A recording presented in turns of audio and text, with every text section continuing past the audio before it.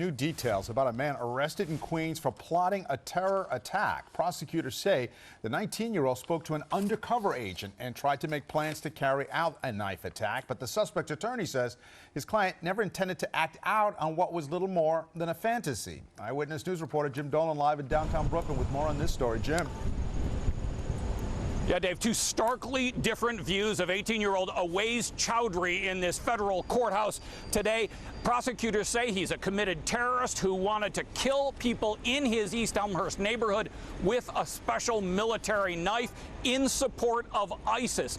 And his own defense attorney said he's just a child. He's just 18 years old. There was a level of fantasy to all this. He says, the lawyer says he's so young that Mr. Chudhary, his escape plan was to use a scooter. He also said the young man is still in braces. Chudhary was arrested last night. Prosecutors say undercover agents had been talking to the young man in online chat rooms, and he had displayed an interest in killing people where he lived in East Elmhurst, specifically with a knife. He hoped to get away on his scooter and then move perhaps to larger attacks, maybe with bombs, prosecutors said. But Chudhary's lawyer says there was a level of fantasy to all this for the young man, that he's really loving and kind, not a terrorist at all, that the undercover agent goaded him into getting the knife he wanted to use.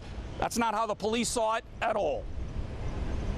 That he was here, he was planning, doing a surveillance, and he was planning to do an attack here in the county of Queens.